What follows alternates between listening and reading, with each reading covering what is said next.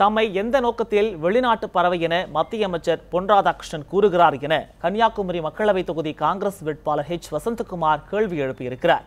அவருடன் நமது செய்தியாளர் ரமேஷ்குமார் நடத்திய கலந்துரையாடலை தற்போது பார்க்கலாம். கன்னியாகுமரி பாராளுமன்ற தொகுதி காங்கிரஸ் வேட்பாளர் திரு வசந்தகுமார் நம்மோடு இருக்கிறார். அவரிடம் கேட்போம். சார் வணக்கம். கன்னியாகுமரி மாவட்டத்தை பொறுத்தளவில் எந்த மாதிரியான தேர்தல் வாக்குறுதிகளை காங்கிரஸ் கட்சி முன்வைக்குது? கன்னியாகுமரி மாவட்டம் என்பது தென்கோடியில் இருப்பது. இங்கே படித்தவர்கள் அதிகமாக இருக்கின்றார்கள். வேலை வாய்ப்பும் அவர்களுக்கு இல்லை. எனவே இளைஞர்களுக்கு வேலை வாய்ப்பை உருவாக்குவதுதான் என் முதல் கொள்கையாக இருக்கும். அதற்கு மேலாக இயற்கை வளங்களை அளிப்பதை தடுத்து நிறுத்துவேன். மீன்பிடி துறைமுகத்தை விரிவுபடுத்தி மீனவர்களின் வாழ்வாதாரத்தை உயர்த்துவேன்.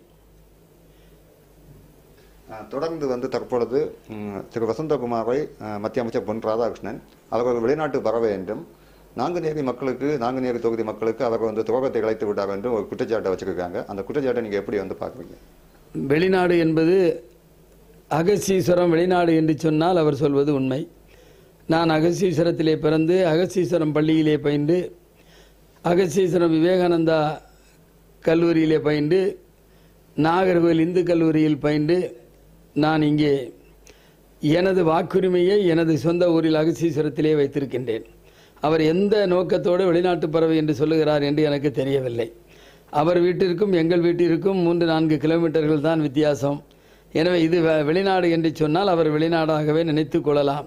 மண்ணில் பிறந்த வசந்தகுமாருக்கு மக்கள் ஆதரவு தருவார்கள் என்ற பயத்தில் இதை சொல்லிக் கொண்டிருக்கிறார்.